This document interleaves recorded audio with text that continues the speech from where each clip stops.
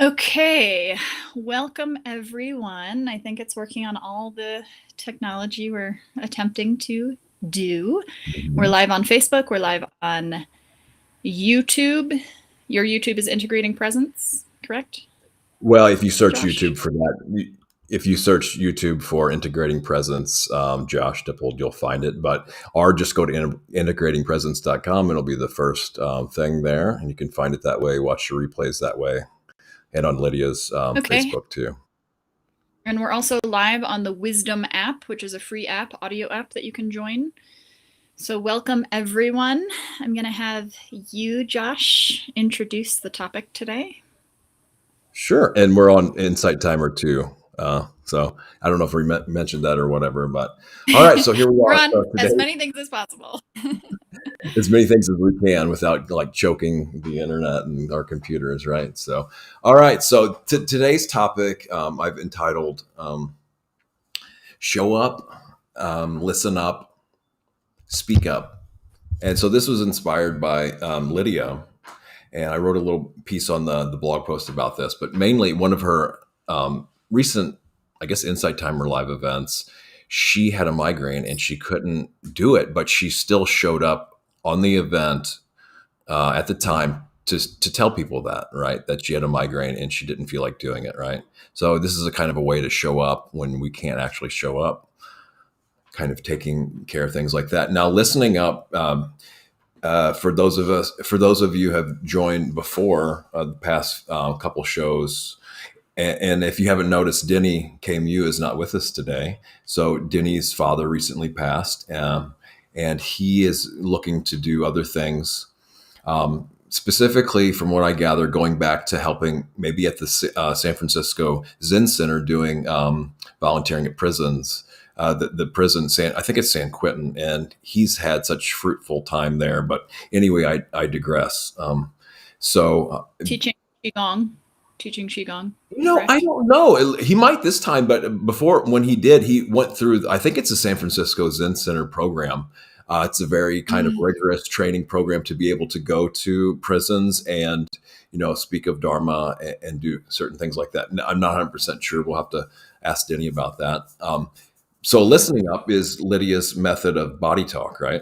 So the past few shows we've talked about this technique specifically. I think it was the last one we went into in depth on that, and we can get more even into that today. So listening up that way, that method of Lydia's body talk method gives us a way to listen that's beyond our current and everyday, technique of listening. It goes way deeper than just listening. But so we've got presence and we've got paying attention, showing up, and then speaking up. So, if you guys haven't noticed, Lydia and I we'll talk over the top of each other a lot of times.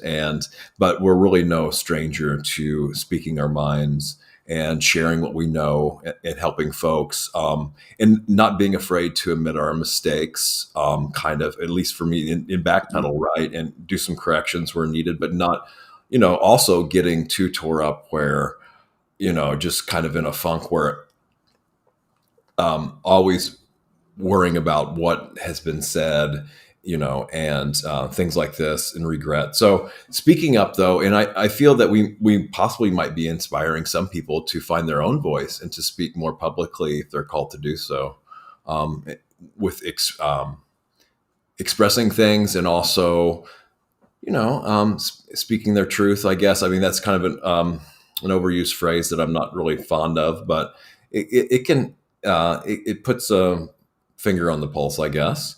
And so I guess to start this off, I asked Lydia, just as an overall thing of what I've just said and introduced, and then I guess we can jump into the showing up part, right? Yeah. So for those of you who are new to this, Josh and I and Denny, who's not here today, we've been going live once a month. They were going live once a month, what, since 2020, 2021? I think it was in September 2020, but you Okay, can. September 2020 on YouTube, talking about Ask Us Anything, different topics around mindfulness, around embodied living, around integrity, dharma, all of that. And then at some point, I started joining every month. And it's been great. It's so great because we all come from very different perspectives. We have different personalities. So it's the ability to navigate conversation from very different perspectives. And I appreciate it so much every time. And I know clients of mine that have listened in have loved it. For any of you so there's already one guest waiting on the Wisdom app that wants to, I guess, ask a question. So at some point, I'll open the mic up to you, whoever you are. You were coming to you, I see you. And if you're listening on YouTube or on Facebook, you're free to comment or ask any questions as we go into the conversation. So we have about an hour today to do that. And whenever I do any sort of live, whether I'm leading it or co-facilitating, like with Josh and Denny, I like to ask for you to ponder, what does it mean to show up in your life? What does it mean to listen up? What does it mean to speak up? Like, what does that mean to you? And the reason I like to ask questions like this is because for two reasons. One, as a previous cognitive skills trainer, it allows your mind to be more engaged. The more you're engaged, the more you have the ability to process and form new neural pathways for yourself and come to new realizations about your authentic truth, regardless if it matches or resonates with ours or not. That's not the point. But also the other part is, in these types of conversations, it helps us kind of be more on the same page of like differentiating. Is this a semantics thing when we disagree? Is it a concepts where because all of us are uniquely, whether we're speaking or listening, coming to conversations like this from our own conditioning of our nervous system, our belief systems, our thoughts, our personality, our trauma, our joy, whatever it is, we're all coming from a different context. And I love being able to explore concepts simply from what is the concept and then how are each of us seeing it? And learning from each other as we hear different points of view. So I really like the title because it's kind of open-ended and we can kind of go in any direction. And the ADD part of me loves that. Are you open to welcoming the guest on Wisdom App? Sure, why not? And while you're bringing them up there, I'll just say real quick, that reminds me of that classic tale. Like if you witness an accident and have to go fill out a police report, right? Everybody can agree that they did witness something, but then everybody kind of gives a different account, right? And then how can we, see each other's conditioning and then go beyond that to see the light within everybody, right? To see everyone's unique light instead of just, empathing their conditioning, right?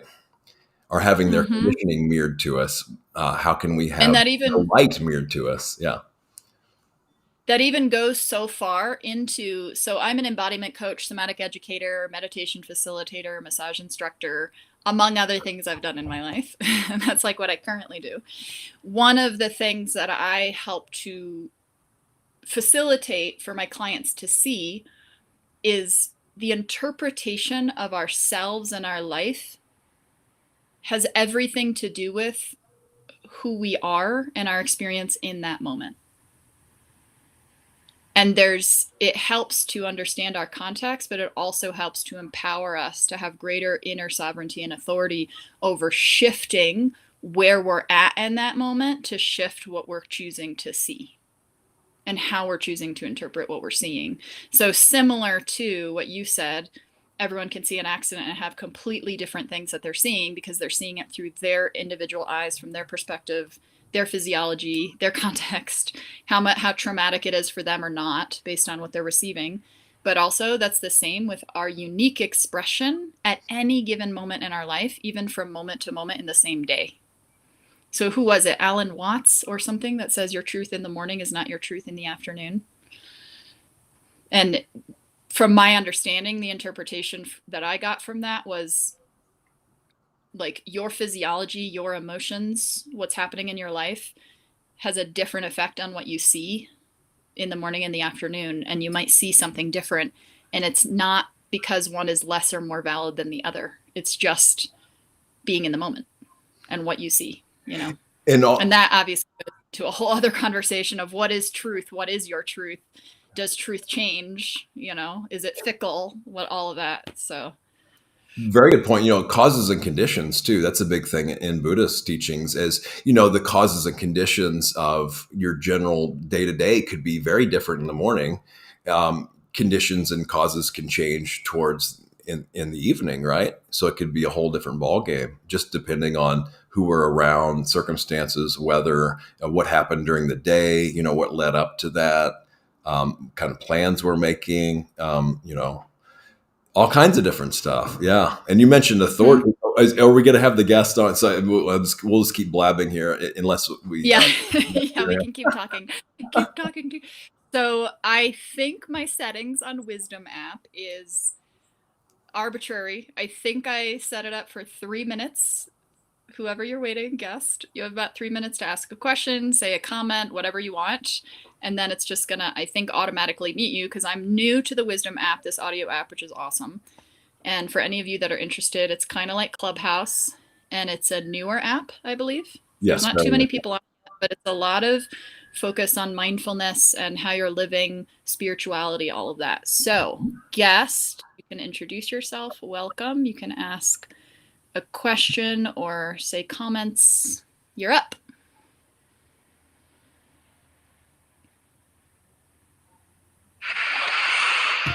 Hello. Hi, Jimmy. Welcome. Hello. Welcome. Yeah. So I'm a meditation teacher, and I was just wondering, what have you guys found that works? In what sense? So, if you were to be more specific, in what sense works for what? As far as finding clients, putting together like course materials, just in any way, like what? Because it's an experiment, It's like because it's such like an open topic and very wide thing, So what have you found that works and what doesn't work?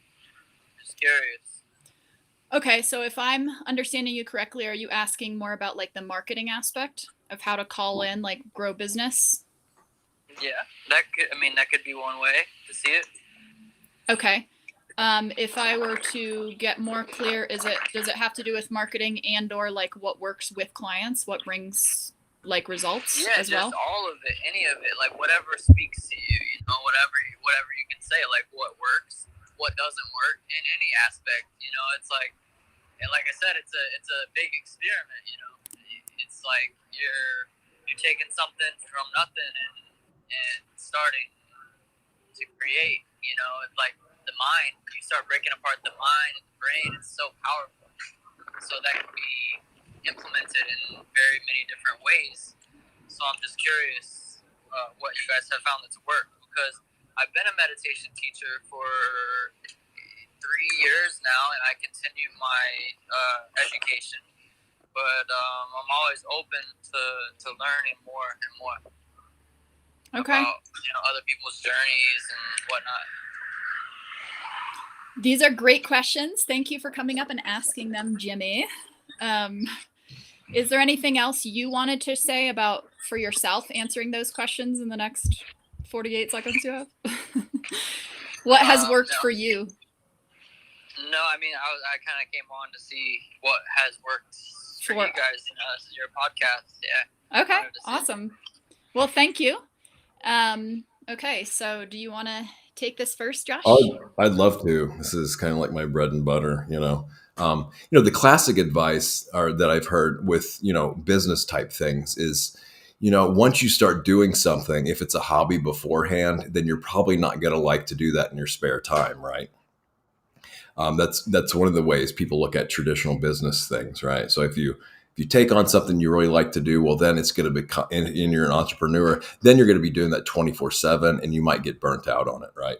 Now, I don't know if that applies to the type of kind of career or work we're doing, because I know for me, it was just, I didn't come to this really in a traditional way. Okay. I won't give details here, but I kind of hit rock bottom in my life. And within the first 3 times that I did meditation, it was kind of a complete 180 so immediately, and hardly anybody that I've encountered had such success immediately with that. And I even had some mystical experiences. I mean, I was my own therapist for years. And then I really kind of learned formal practice for this.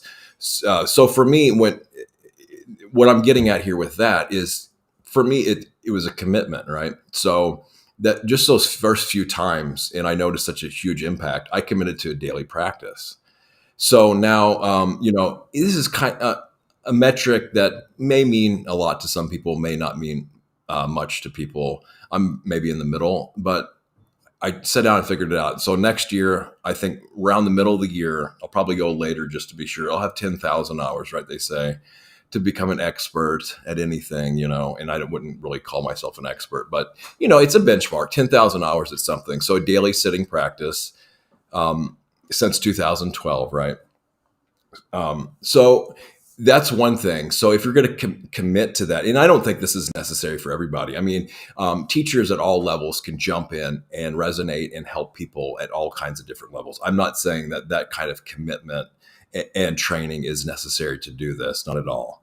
But for me, it's almost like a way of life, and I'm sincere about it. It's not just another job or anything like that, right? So this is my, it wouldn't matter if I taught or said anything, I would still continue with my daily practice. So that kind of is the core for me, the grounding, the framework for me. So not only a teacher, but also a practitioner. Okay. And then, I would just say in general, with that, so many fruits and benefits come from it. So intuition greatly boosts. So it can almost sit with somebody and just talk to them for a little bit and just kind of read what they're needing, what's needed. So what does the person need? What kind of practice need?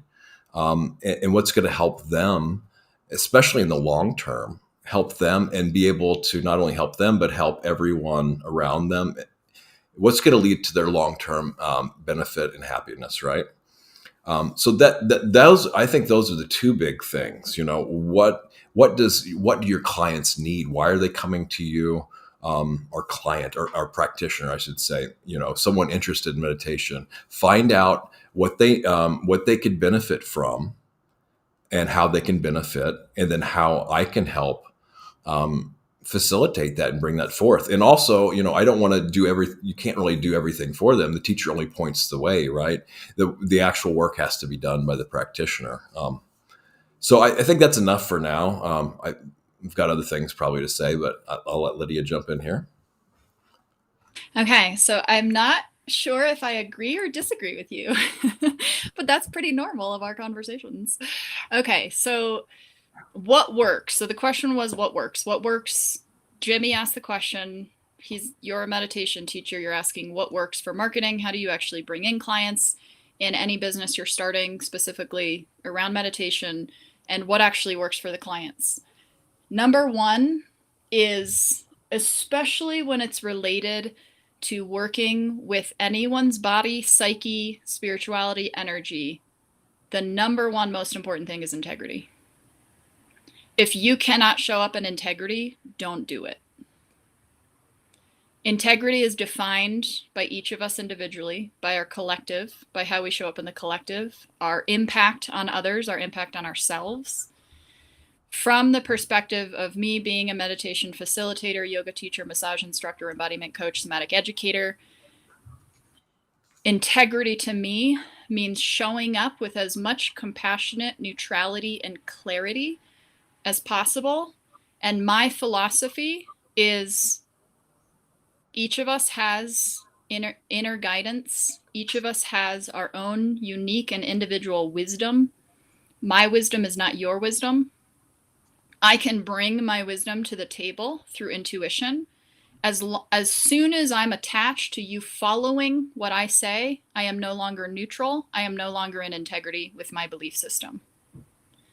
As soon as I try to fix a situation, I'm moving into the space of you must be broken. There's something wrong with you. That's not what I actually believe. I don't believe that. I don't believe we're broken. I do not believe there's something wrong with us. I think our nervous systems have been conditioned over time through our lifetime, through society, through generational, whatever we pick up on, to be in service of our safety and survival.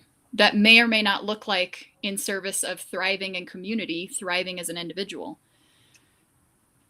So for me specifically, my integrity says if I'm not doing the work, I shouldn't be doing this. If I'm not doing the work with myself, I should not be assuming or thinking that I can serve or help other people.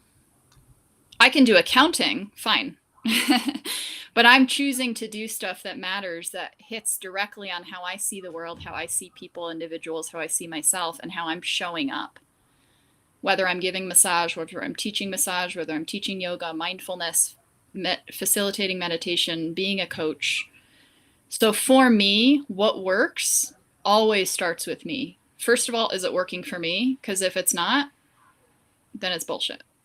I'm telling it's going to work for someone else, but it's not working for me. I call bullshit on myself. Second, as soon as I move into the space, I know what's better for them than they do.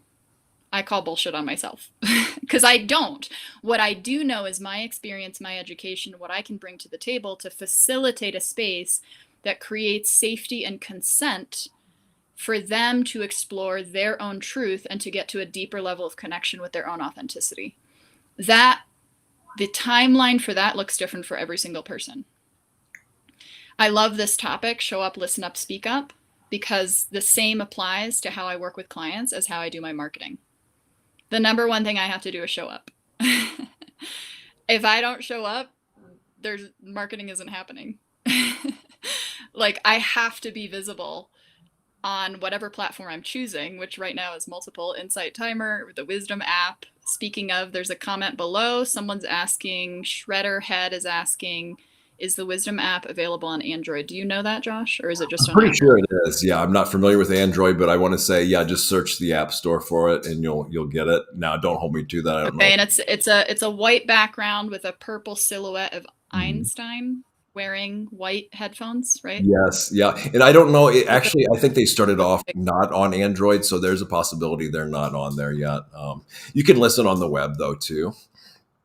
And I'm just going to jump in here and follow up on Lydia's stuff. And integrity is so important, and I just take that for granted sometimes. Once we're established in integrity, I guess it's easier for me to overlook, but it is really vital. And part of that's just being honest with ourselves, right? So, and that's just, it's, put myself on a pedestal, but that just seems so far away now that I have to come back to it.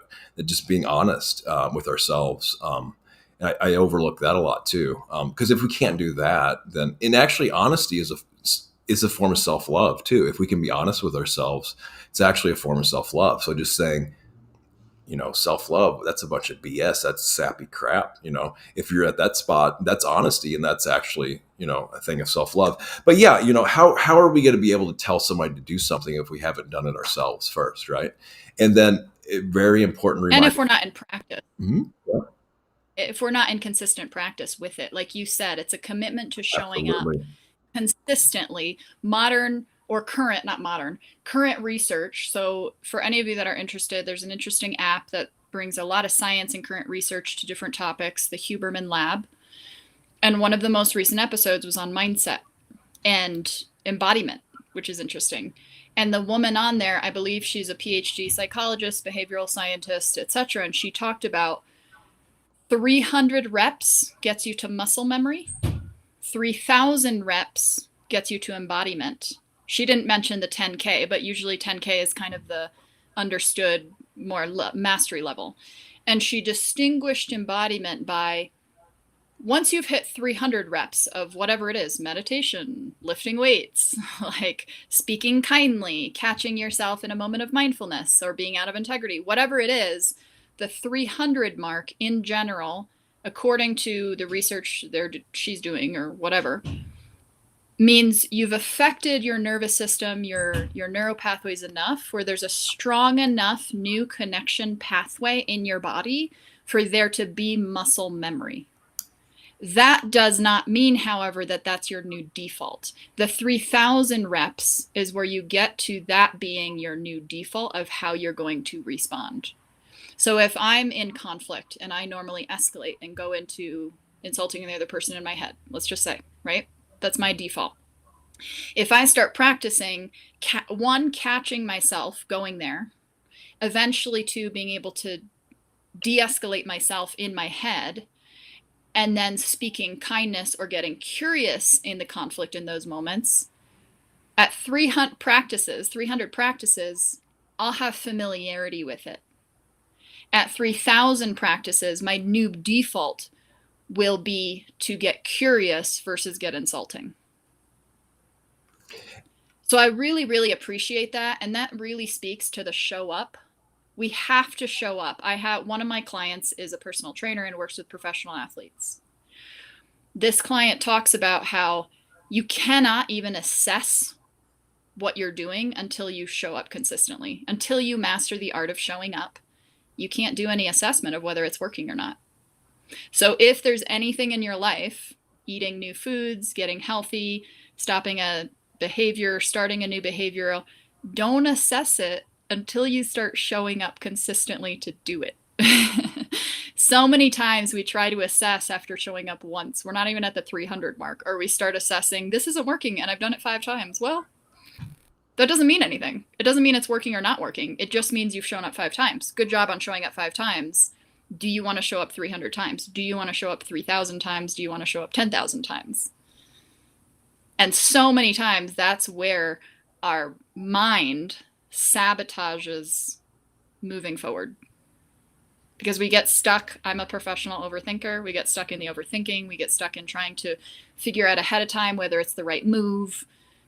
And we kind of are in a space of a little bit of disruption rather than, I'm going to do this.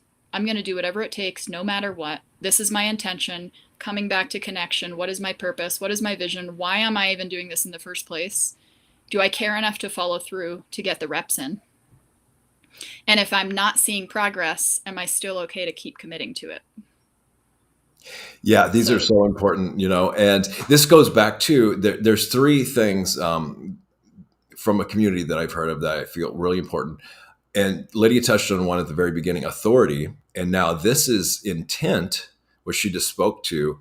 And the other one is, what is it? Intent, authority, intent, and dang it, I'm blanking on the one. But so where are we putting our authority, right? Are we giving it outside ourselves? Sometimes I guess we need to do that for assistance and help, but where's the ultimate authority lie in anything? And then intent. What is the intent, right? Oh, consent is the other one. And Lydia's talked so much about that. Very, very important too. Are we giving away our consent? Do people, a thing called tacit consent, where people just assume if you don't speak up and say something, well, then you're giving consent. And a lot of times that's how people operate. If you don't explicitly. A lot of times it's not true. What's that? A lot of times it's not true. Just by showing up does not mean you're giving consent to something. Absolutely not. So what some people will assume that they'll assume you're giving consent if you don't say one thing or another, right? So you have to really speak up and state where your consent lies too, right? And be very mindful of that. Now, going back to the intent.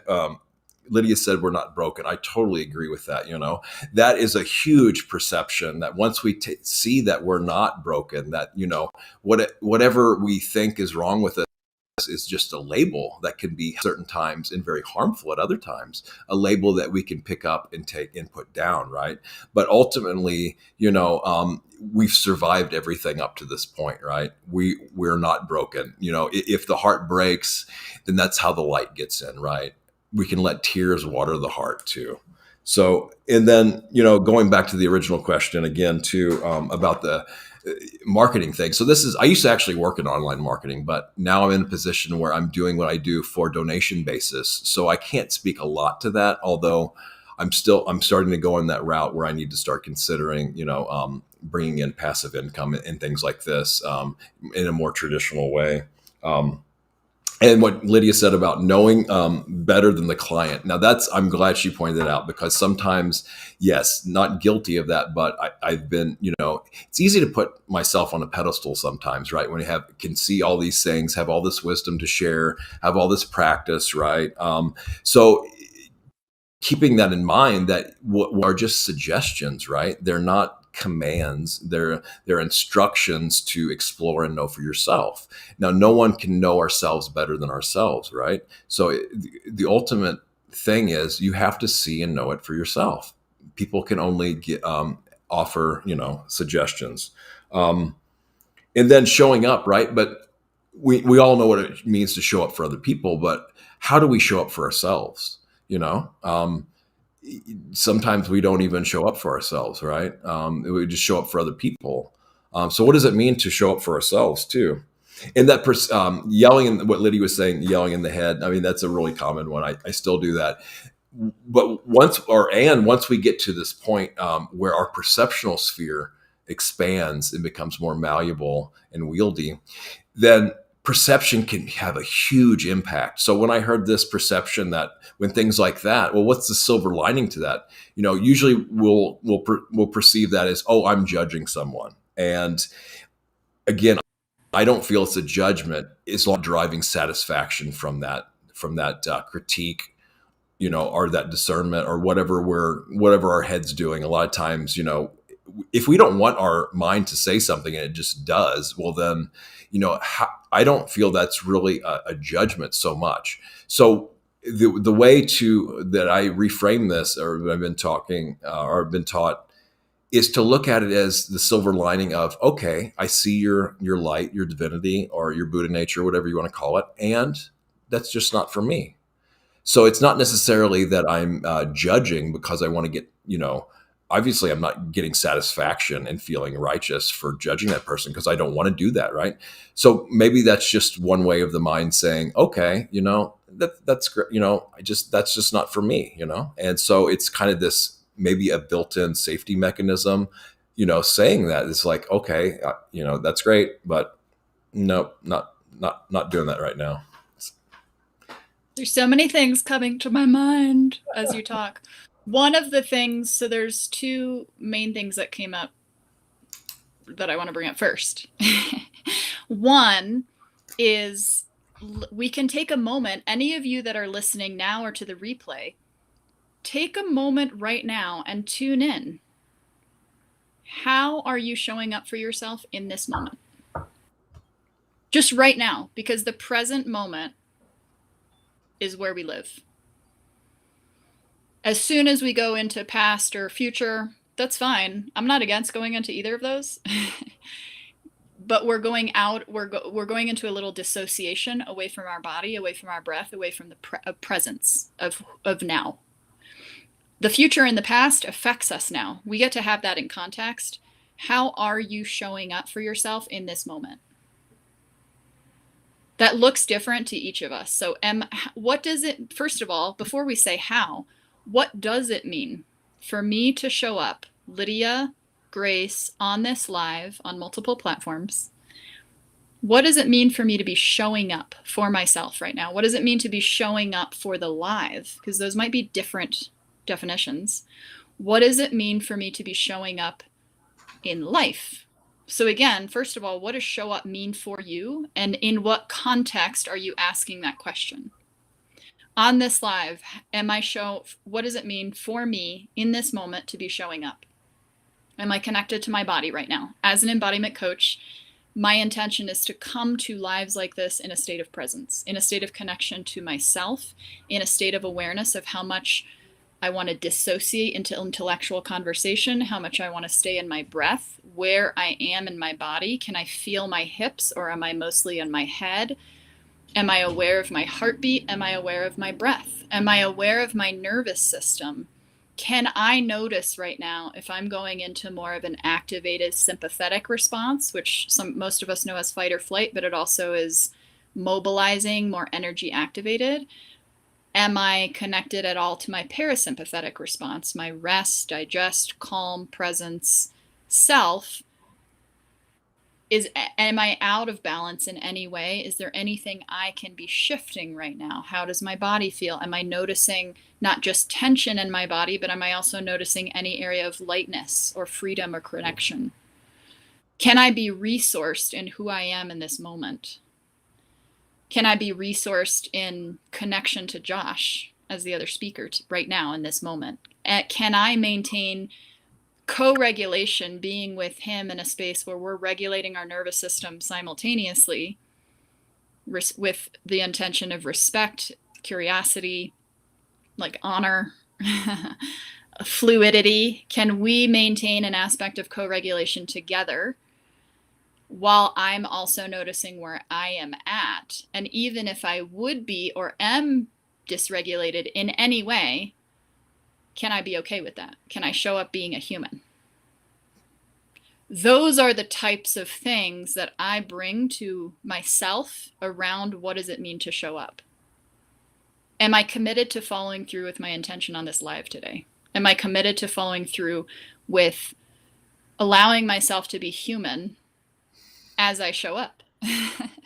Where I can recognize vanity conditioning of how I look, is the lighting right, and then, or how my tone is. Can I also be aware of just wanting to be me, who gives a shit kind of thing? Can I be aware of like, what is my purpose? All of those are showing up. Am I showing up? How am I showing up? As a listener, you get to also know, is my intention to be fully engaged right now? Am I fully engaged? What does it mean to be fully engaged? Do I feel like I'm giving full consent to myself? Do I want to be fully engaged? Or does it feel safer to have this in the background while I do the dishes, while I multitask? You get to ask yourself all those questions. Is there any part of you right now that isn't giving full consent to be here? Can you get curious about that part rather than forcing it to consent or just disappearing? Can you just get curious? What is that about? Does it have an effect on me? Does it need to have an effect on me? So many questions can come up just with what does it mean to show up? And then one quick thing, because I know you're going to want to say something. When you mentioned honesty, one of the most important things I've learned about honesty in the last decade is honesty. We can use honesty to justify how we're behaving in any moment. When I am in a full state of anger, dysregulation, and I don't give a shit about the other person, I can say I'm being honest. What's not true is I am not being honest to my integrity. I am being honest to my anger. What is honesty? Because if I'm being honest to my anger, I am not being honest to showing up for the other person. I am not being honest to showing up with, I am not being honest to show up to who I am in my deepest state of presence. I can validate that I have anger and there's reasons for it, but if I'm being only honest to my anger and not honest to my truth, that's not honesty. But in the moment, I will argue all day long in that moment if I'm angry that I'm being honest. So even that question, what is honesty? And how are we bringing honesty to ourselves and our relationships? Because we can hide behind the word and the concept of honesty to justify any behavior we're showing up with.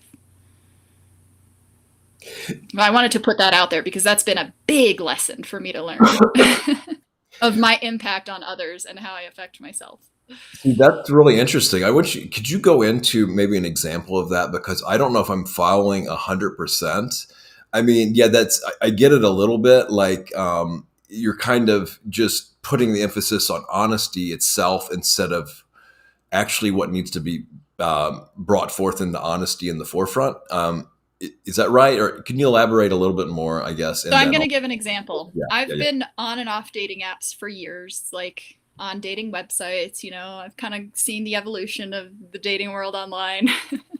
And there's a lot of profiles that say, like, what's the most important thing in a relationship? Honesty. And I always wonder, what does that mean to you? Because back in 2012, I was on a dating website and I dated someone, and both of our most important things was honesty. And we would fight like no other. We would hurt each other with our words so easily, and both of us thought we were being honest.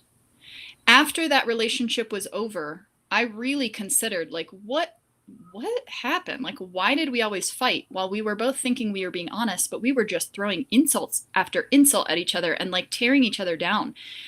What I recognized was there was a validity to the honesty that was happening, but I was completely out of integrity in how I was showing up. And probably, I'm guessing the other person was too, but we didn't process any of this afterwards. I was honest to my level of anger. I was honest to my level of how I was feeling about how the other person was treating me. But honesty without compassion is mean and cruelty. So I was not being honest to my values of how I wanted to show up in conflict. I was being honest to my reactivity. I was not being honest to my truth. And my truth was, I want to be in a relationship where there's respect. I want to be in a relationship where when I get hurt, I can honestly express myself, create boundaries with the other person, and still respect them in the process and still have them respect me. That was more honest. I did not know that at the time. I hadn't come to those realizations. But over time now, when I think of honesty, I think of, for me, honesty is honesty with compassion, with alignment to my values, with alignment to who I want to be and how I want to show up.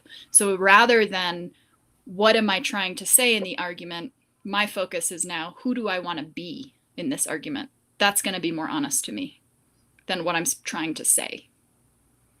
Because once I'm honest to who I am, then I can be like, I'm feeling really misunderstood right now. Then I get to speak to my personal experience, own and be responsible for not just who I am and how I'm showing up, but my impact on the other person without being codependent, without needing them to respond a certain way to get a certain outcome. So does that help you understand Absolutely, kind of what I mean by now I follow it pretty clear. So yeah, that's the thing, right? I mean, and that I've been there too, right? And what that does is for me, it breeds a lot of righteousness too, right? Oh, well, this is right. This is the way to do it. And this is my moral high ground. Screw you. This is the way it is. This is the way you should be. This is the way everybody should be, right? So that kind of righteousness, if it's just honesty and nothing else tempering it, then for me that does breed righteousness and has in the past. So this is why it's so helpful. I found the Buddhist guidelines for right speech, right, wise speech. So honesty or truthfulness is at the top, but then it has to be kind too, right? And then even more so, can we not use harsh speech, right? Can we use speech that isn't harsh to hear? Another thing is it the right time to say that, right? You're not going to be yelling certain things out at a funeral or maybe a wedding, right? That you would some other places. Also, is it helpful for what I'm saying? Is it going to help anybody, or is it just blah blah blah, whether what's the sports team doing, which sometimes a lot of that is needed to break the ice, to put people at ease, right? But after a certain point, we can just go blabbing on and on and on, and it's really not doing anything but just wasting energy for both of us. And what is the other guideline that I'm missing here? Maybe I'll come back to it. So what is it? Is it kind? Is it necessary? Yeah. Is it right time? The right time, yeah, necessary. Yeah, I like for myself. Concord. Does it create concord too, right? Does it divide people, or does it bring people together? Go ahead, Lydia. Well, it's interesting because you brought up the word harsh and then you brought up concord. Sometimes speaking up divides, and that's exactly what's necessary. The sword of truth. Like, that does not necessarily bring peace, but in that moment when you're speaking up for what's right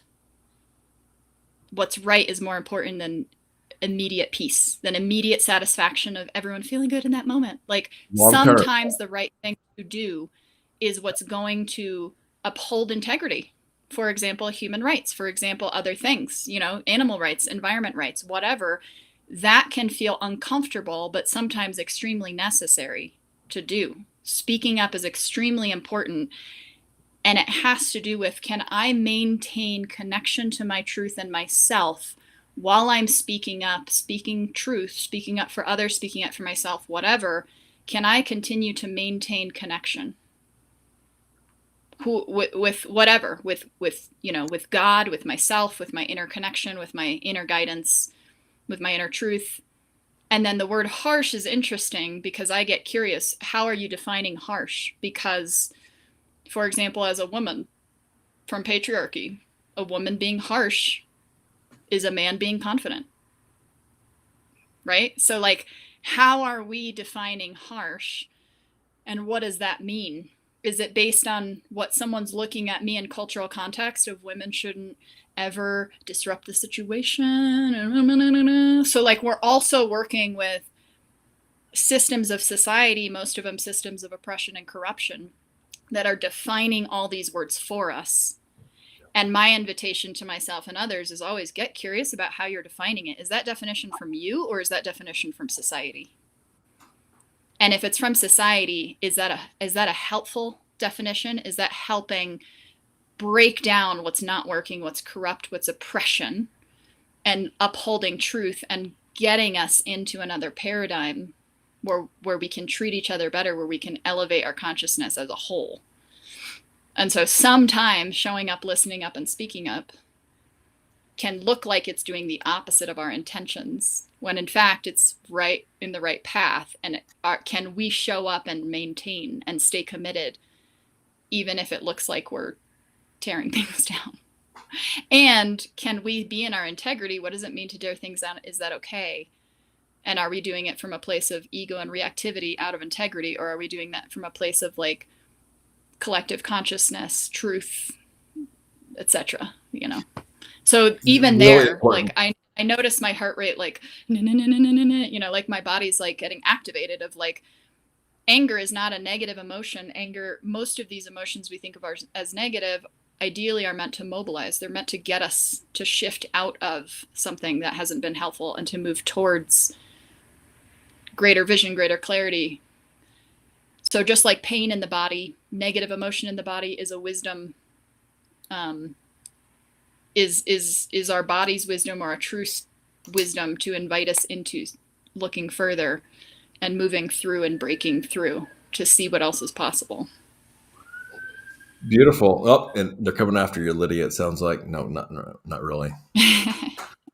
So yeah, that's right. You know, with the guidelines on speech, it's prioritizing. Sometimes the truthfulness might be more important. Sometimes the kindness might be more important. Sometimes the concord might be more. So this is where the more discernment, the better. The more we can build our discernment muscle to know what's needed, what needs to be prioritized among that, the better. And we kind of danced around this, but you know, Lydia asking, you know, where all of this is coming from, and so what I found it's so helpful for me is identifying core values. So like 3 or 4 things that, and this is also like an alternative to just living goal to goal in your life. Nothing wrong with always going to need goals to be able to keep moving forward, and they can be temporary satisfying until we set the next goal, right? But you know, if we can identify our core values, what really means the most to us in life, you know, and then if we act from those and in alignment with those core values, then there's way more satisfaction that can come in life, right? Because it gives a sense of purpose as well. It gives a direction point, an anchoring point, stability. Just for example, mine are wisdom and the heart qualities. One wing is wisdom, and then the heart qualities balance those out: kindness, compassion, rejoicing, and equanimity. Because if wisdom without those gets too cold, but then the heart qualities without wisdom, it gets too, you know, hippy dippy kind of thing, can be, you know, really saccharine and whatnot.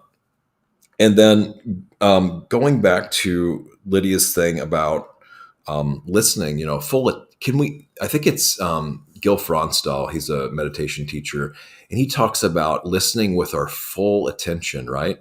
So if we're getting our even the meditation object, that's really helpful with if you're meditating on a single meditation object like the breath or the body, can we give our full, entire, complete attention? You know, not saying it's always necessary, but that is a very valuable training to be able to do that, right? It's very rare in this day and age when so much millions and trillions of dollars are after our attention, right? And so many distractions. We notice that we sit down and try to meditate, especially starting off. And I know for me, you know, when Lydia was talking about what does it mean to show up, can we still be embodied and whatnot? And this is where, you know, being the masculine, you know, activated in the mind, right? It's very easy for me to become not really disembodied, but just put a lower priority on that. And so this is why my meditation practice helps me so much, because it returns me to my body.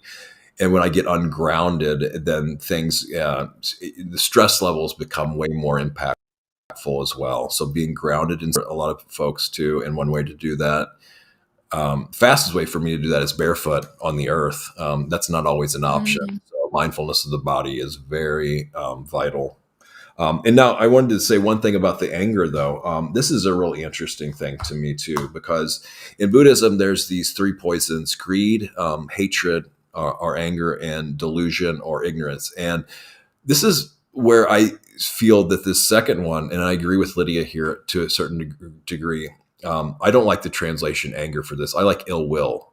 Ill will is a poison because I don't see any benefit whatsoever in any context. I'm open to change my mind where ill will can be helpful or needed. It is a poison. Now, anger and hatred, while it's a low level thing that we can all see the disadvantages of, it's there for me as a last resort fail safe mechanism, because anger can, like I think Lydia said, motivate us, right? It's there because harm is being perpetrated either on ourselves or others. It's there to address that. Otherwise, you can't just say, oh, just I'll accept that. I just need to be more tolerant, or I need to, I accept that the way it is. No, if somebody's getting the shit beat out of them right in front of you, and you can say something or do something to stop it and harm, then you're going to do that. You're not just going to say, oh, I accept that,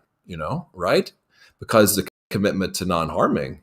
So that anger, or, even hatred, I don't know the exact etymology. I heard this one teacher say I have to go back and look it up. Even etymology changes throughout the ages too, right? You can go and see different words have different meanings based on the time. But hatred for me is like a last resort thing to say. It can be out of care, actually, because if you see something and you're hating it, then it might mean that it's based on, well, I see the harm done in that. I don't like that. I hate that.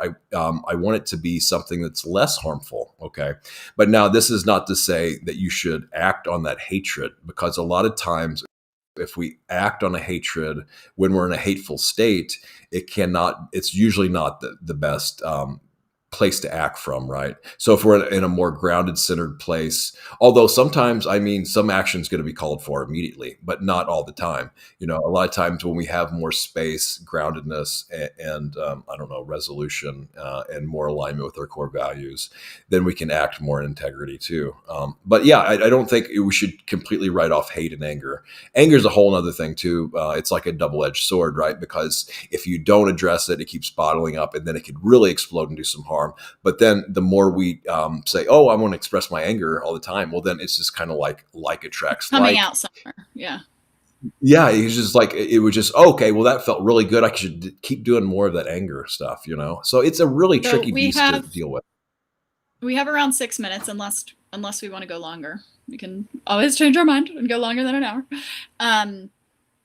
One of the things I really like to do is bring practical application to like abstract and philosophical conversation, because I see it as like, if we can't apply this now to our lives and use it to practice moving forward and getting better, like not necessarily what's the point, because that's a whole philosophical conversation in itself. But we all need tips, tricks. How do I take what we're talking about and apply it now in this moment? How do I let this be an embodied shift for myself, create new neural pathways, leverage neuroplasticity, get into a place of seeing that change is always possible, potential is always accessible to us in any moment, no matter how much we feel it is or not.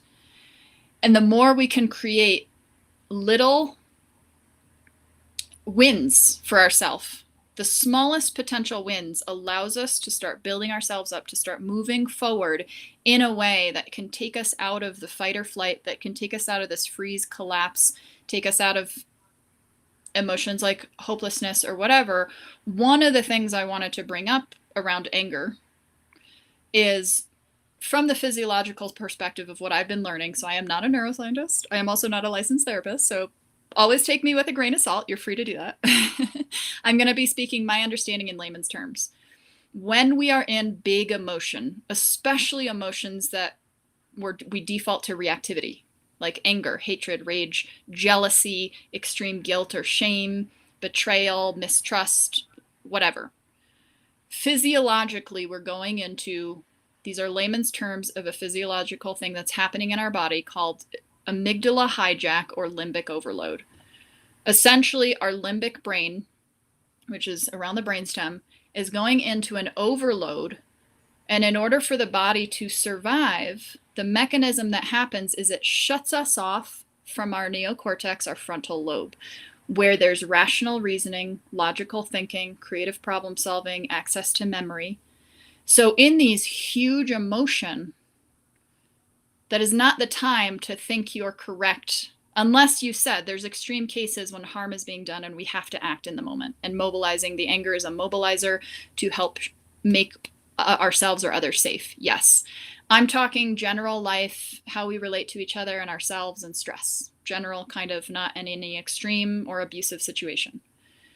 When we have big emotion, if we have the understanding that we have less access physiologically to logical reasoning, and okay, also, for any of you that are going to use this in your next argument when someone's being more emotional than you, I call bullshit.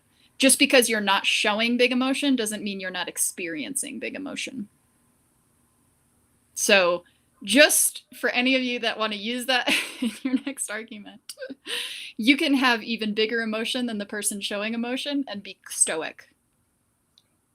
So don't use what you see as using this against someone else in your next argument. It's not going to work anyway because they don't have access. Because that's what my brain would do. It would be like, ooh, cool. I want to use this in the next argument against the other person. When you're in big emotion, regardless if you're showing it or not, so that's the caveat, you do not have as much access to your neocortex. You do not have as much access to creative problem solving. You do not have as much access. So what do we do in those moments? Don't send the email to your boss. Wait. Don't have that discussion with your colleague. Do not go and try to resolve an issue with your significant other, with your child, with your friend in that amount of emotion. If you're already in the situation, the fastest way out is to name it. I have a lot going on. I am having a big emotion related to this conversation right now. I need to step out and go to the bathroom and calm myself down. Whatever it is, however you say it. If you're in a state like alone having a big emotion, the fastest way out is to say, a part of me is experiencing this anger. Because as soon as you name that it's a part of your experience, you're giving access to all the different parts of your experience that are not having that reality.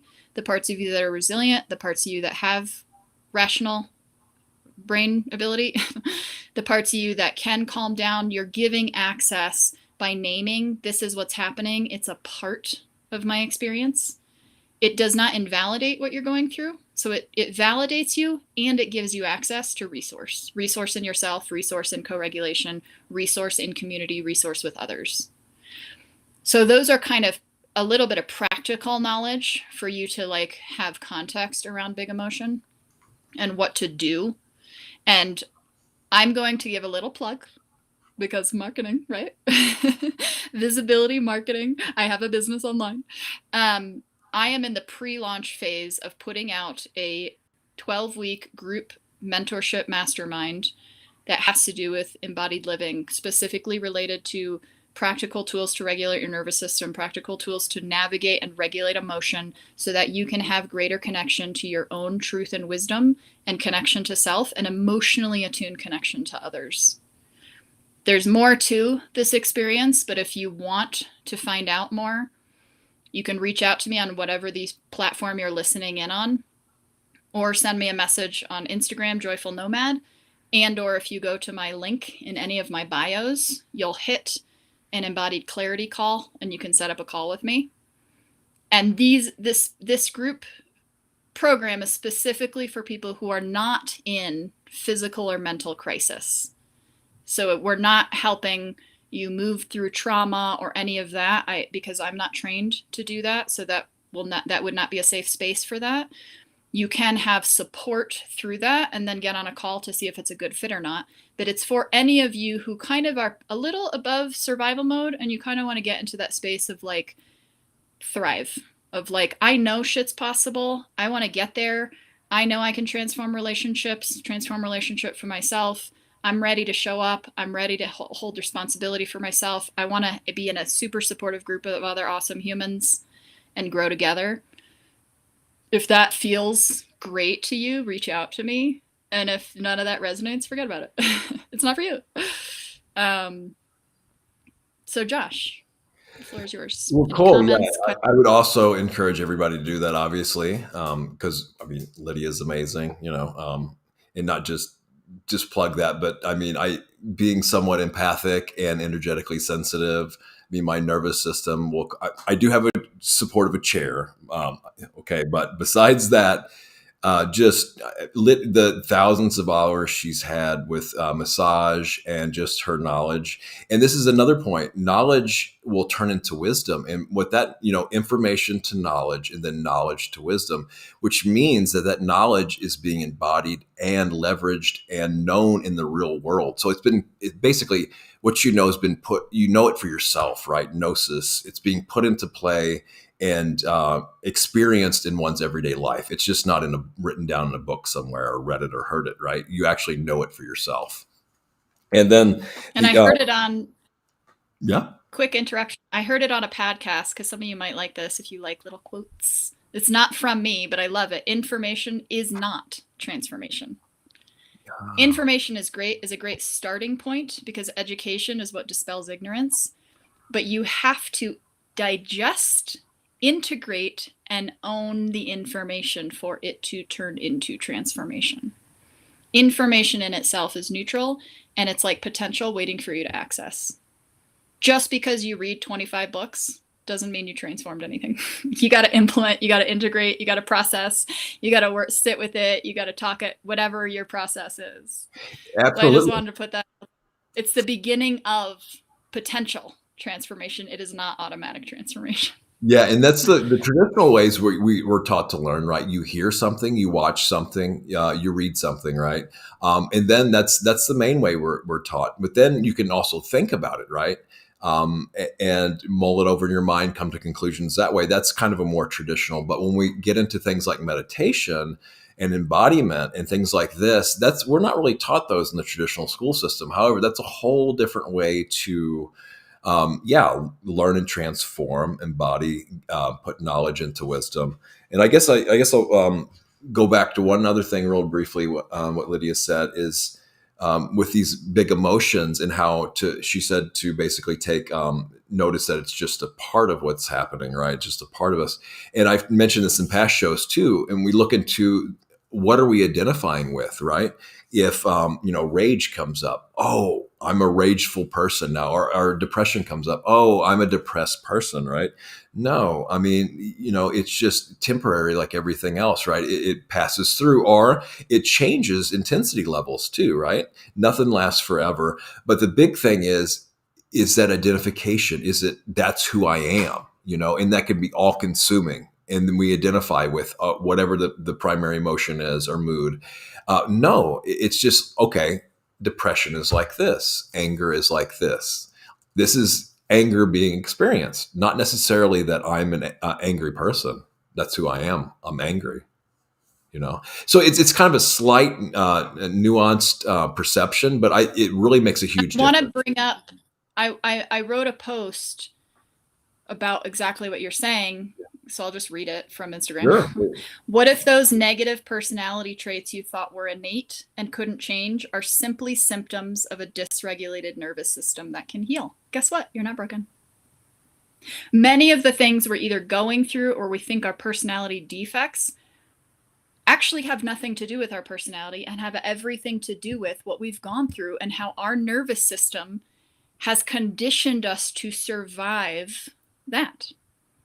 And it's been repeated enough, behavior, whatever, that we have then taken on the narrative, most likely from other people saying it's our personality issue, to then own it as if it's a personality defect. And I want to say, let's just start calling bullshit on that. Yes. Stop because that's keeping believing us it and stuck. stop reinforcing That's it. keeping Yeah. us stuck, and it's keeping us as victims to behavior that's not helping us or others. Instead, can we start seeing it as my nervous system did as what was best possible at that time for me to survive the situation I was in, no matter what age you are. We talk a lot about childhood, but it can be it as an adult. My nervous system is continuing to do its best to survive the society I live in, the oppression, the whatever we're going through, each of us uniquely, based on socioeconomics, race, gender, everything. There's oppressive mechanisms happening at every level collectively. What you're going through, your trauma is not unique to you, not to say you're not special, but meaning you are being affected by the collective. It is not a personality defect. Your nervous system is perfectly working to help you survive, and you have the ability to learn ways and tools and techniques to move in the direction you want, to validate and accept what's happened, how you're showing up, and to draw in the resources, the community support you need to dismantle whatever it is within yourself or in your community, to dismantle, to heal, to repair. Just because something needs repair, first of all, doesn't mean it's broken. Also, we make that assumption too. If I'm repairing my nervous system, it's not because it's broken. It's because I want it to function differently than how it's been functioning. And it's been functioning in service of my safety and survival. It hasn't necessarily been functioning in service of my connection, deep, healthy connection to other humans or myself. And once we can get with Lydia's teachings and courses, you can get a reference point for this if you haven't already. I'm sure everybody at least has a reference point, but this is why my guess would be so many people are drawn to certain drugs, right? Because it's an artificial way to calm the nervous system, right? But it's at the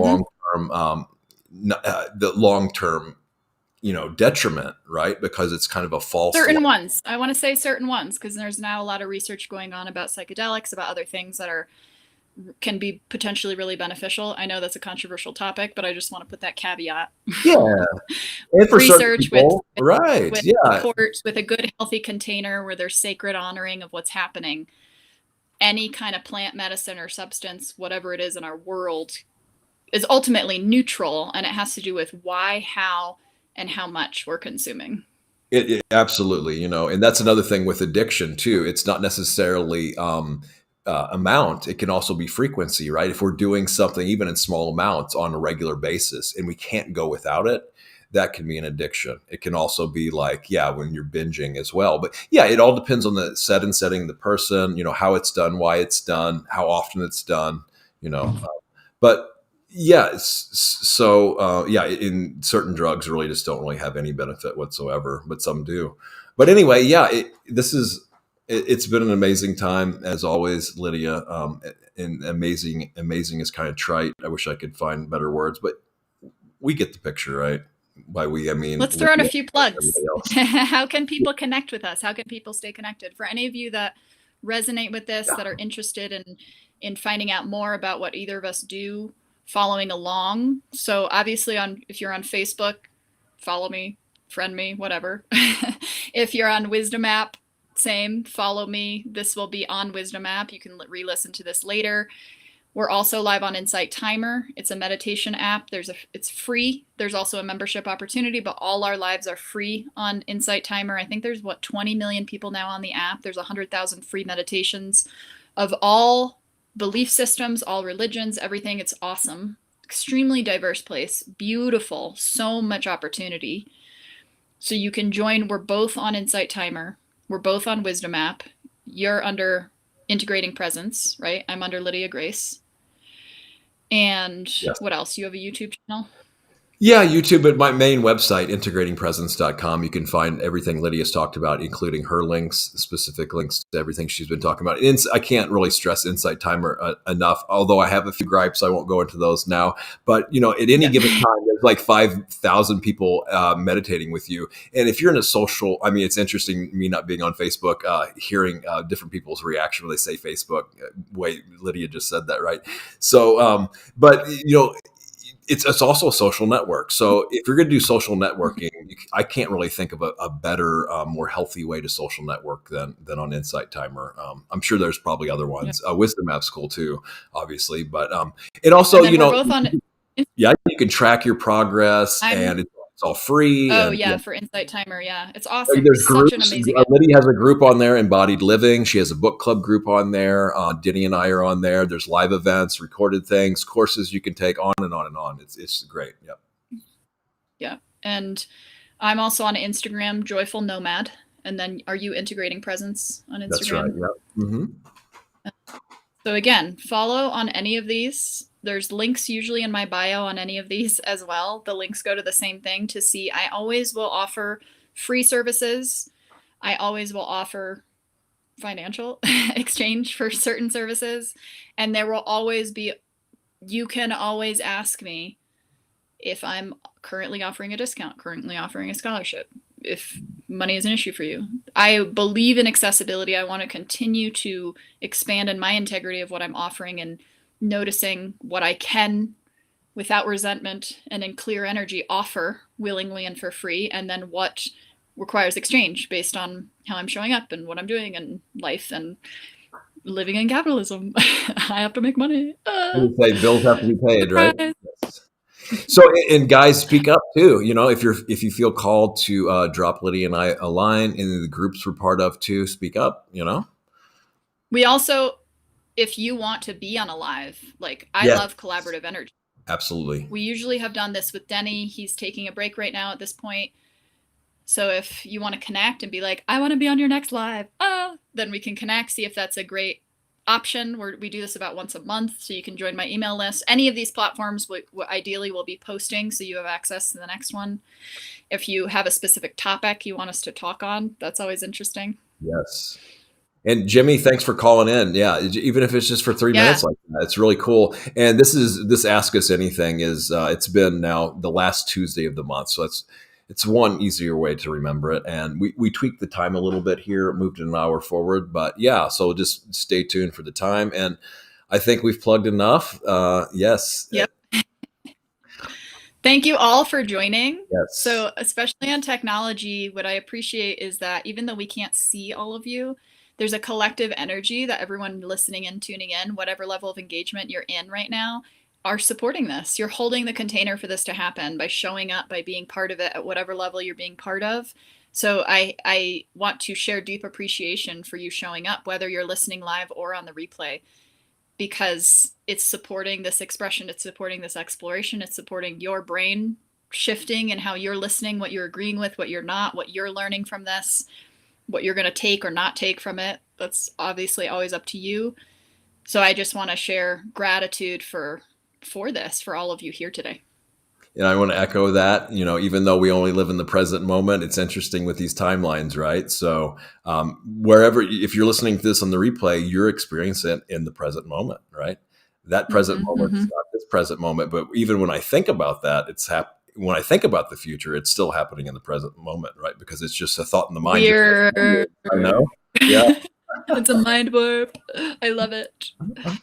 Okay, and we're both on Insight Timer outside of these monthly. So I try as much as I can, depending on my schedule, to go on about once a week.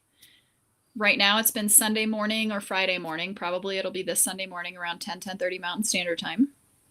So you can always catch me there, follow me there. And then, I don't know how often you're on, Josh. Well, I just noticed now, not too long ago, these boxes in the background here to this side. Right. So I'm moving. So I hadn't had a lot of time to do lives last month. I did do a few, and I was traveling too. I did one from the Tucson Gym and Mineral Show, and I was in Alaska too. So I didn't get a chance, but I've got a long list of potential lives. So it varies anywhere from, I don't know, maybe 8 times a month to last month was only a few. But I have once I move, and I have plans for plenty more. So, yep. And I want to acknowledge I just noticed before we finish, someone left a comment 15 minutes ago. So I just want to acknowledge it. And if we each have maybe one short sentence to offer. Sure. So Shredder has said on YouTube, I'm looking for tips on feeling my emotions in my body. My mother did not do much attunement with me, so I didn't learn to attune to my feelings in my body. I am avoidant attached. right off the bat, and this is Lydia's expertise here, but I would say, well, yes, parents have a huge impact, and I went through that a lot. But once we take self-responsibility, letting go of that, and then they were doing the best they can, just like we were doing the best we can. So now what? How can I do this now? Leaving, setting them aside from the picture. Maybe you can come back to that through other means and methods. But how do we do that now? And now I'm forgetting the other part of his question. We don't know what gender. Shredder head. His or her or their question, or is their question. I'm sorry. What did I use? I don't even remember what I used. I'm looking for tips on feeling my emotions in my body. My mother did not do much attunement with me, so I didn't learn to attune my feelings in my body. I am avoidant attached. The avoidant attached can be very helpful too. However, I don't feel, maybe that has some relevance to feeling emotions in your body, but the key there is, how do I feel emotions in my body? That's what needs to be addressed. Although it can be, I'm not to invalidate, what you've gone through and the influence the parents have, and the label, whatever it was, avoidant. But how can we focus now on how to feel emotions in the body?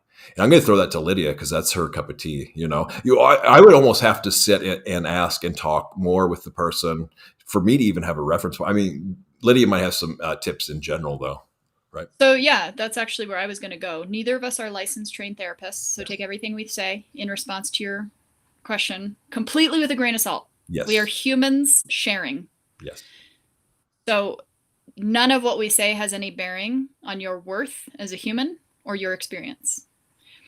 One of the things I would say with that context is your nervous system. The fact that you're coming to this question shows a level of self-awareness that's beautiful and amazing. Yes. Have a sense of gratitude for yourself for coming with this desire for yourself. Maybe even place a hand on your heart in this moment. Thank yourself for seeking, for reaching for this. Avoidant attached is a way that your nervous system developed to stay safe based on your life, based on what you've gone through. Continue to cultivate self-compassion. Seek out support in a way that feels like you have full consent over your process, and you can develop and feel and understand what safety means.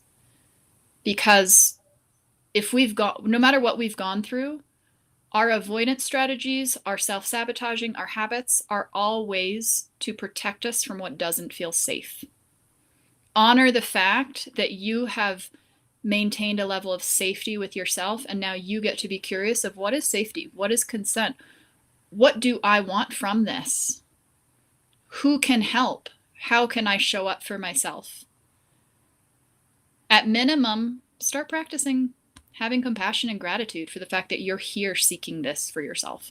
I do have, take it or leave it, but I do have a 14-day meditation series on cultivating self-compassion that you can start doing right away. It's a very gentle way we do somatic practices in it, 10 to 15 minutes a day. It's free to anyone. It's on my website. You can get that through my link. That might not be the right approach for you. I just wanted to put that out there because it's a free thing. But you can start getting curious. What else is possible? Do I want to figure this out with support? Do I want to figure this out on my own? How is this going to feel safe moving forward? Can I continue to honor what safety means as I continue to explore this potential and this possibility for myself? And can I take a moment right now to just be grateful that I'm even asking this, that I want to go in this direction? So that would be my response. Beautiful, Lydia. Those heart qualities, I couldn't have addressed those better. Amazing. This technique right here, even the double hand, our hands are amplifiers and healers. So if the heart isn't open enough yet, this can help amplify our heart to feel that. Sometimes we don't want to feel emotions. We shut down, right? Because it's in a service to protect our nervous system, right? But this can amplify and what we're feeling. So now that also from a meditative context and kind of just a pure awareness type thing, there's just some common things that happen around emotions for a lot of people, like anger, heat in the body. So if we notice heat in the body, that's often associated with anger, right? Or joy can kind of feel like a bubbly, uplifting thing, right? Fear can be kind of closed down and tightening. Just kind of more positive emotions in general tend to have a more of an expansive feel in the body, while negative, I mean, I don't like words, but like unbeneficial emotions, kind of more compression and contraction in the body. And like nervousness, people will feel that in the gut sometimes. So there's certain areas of the body, some generalities that people often report around emotions, and you can look these up. Maybe Lydia can help with those too, to maybe have kind of generalities to tune in to the certain areas of the body, certain effects around certain emotions. And for any of you that do feel like you're in a place where you feel safe to feel your body, to go into it, to notice emotions, a very, very simple technique, please listen to your own intuition and consent for yourself, is what emotion am I feeling? If it were somewhere in the body, where would that be? So the hypothetical, if it were, it lets the intellect kind of take a nap for a second. So the intellect is like, your emotions aren't anywhere. If it were somewhere in my body, where is it? If I were to describe it as sensation, what would it be? And then sometimes like that doesn't feel like enough. If it had a need I could meet right now, what is it? And then meet the need. Beautiful. And it might not be that area of the body. It might not be that emotion. You can also ask, is there a need I can meet for myself in this moment while I'm experiencing this emotion? It's not, do I have needs? Yes, we all have needs. Because that takes us off into la la land, or like spiraling, not being able to meet it. Is there a need in this moment I can meet for my body, for my human, for this emotion, whatever it is? That allows you to get immediate action, immediate result, builds trust in yourself, builds trust in your ability to tune in to listening. And it comes back to the show up, listen up, speak up.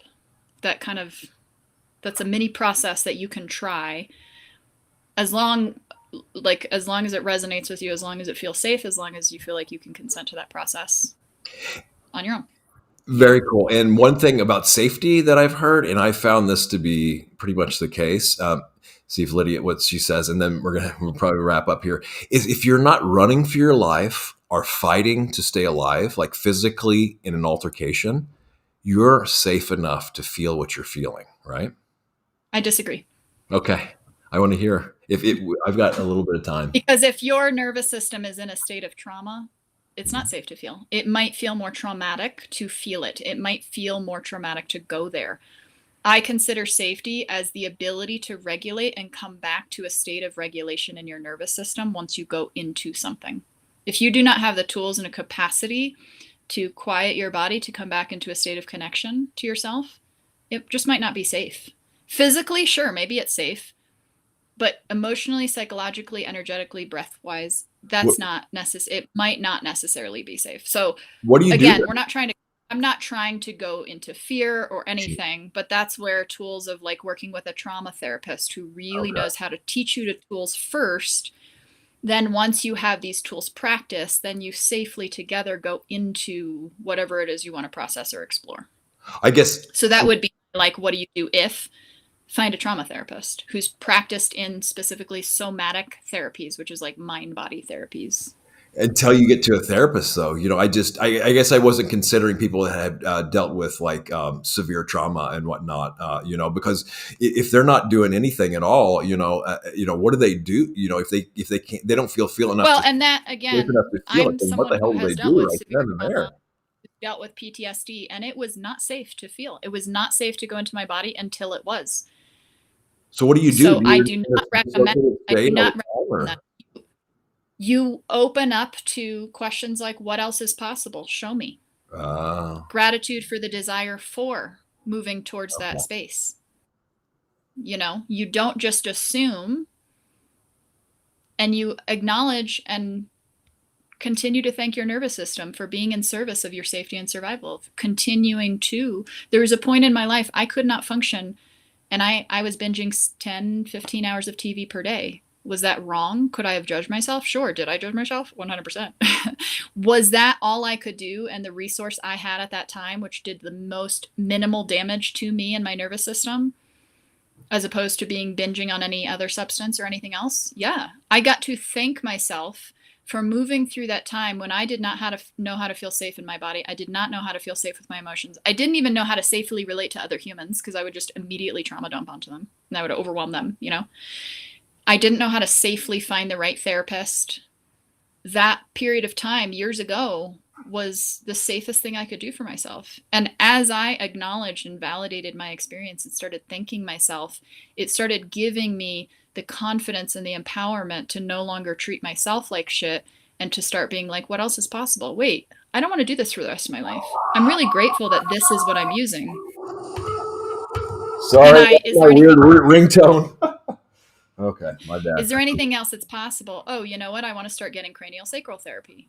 That's a really safe way to have someone co-regulate the space with me while I'm being in a very soothing time, and I get to depend on someone else holding the energy for me. No words, no processing. I'm on a table, calming my nervous system. I don't have to be part of it intellectually. I don't have to consciously try. I just get to receive and practice knowing how to receive and feel safe in receiving. And that took a while, and that's what started getting me out of where I was at that time. So I want to say, traditionally, we've been told, if you're not in a war, if no one's abusing you, you're safe. And I say that's the old way. That's the old consciousness that doesn't address the nuance of collective trauma, of personal trauma, of the fact that just so much.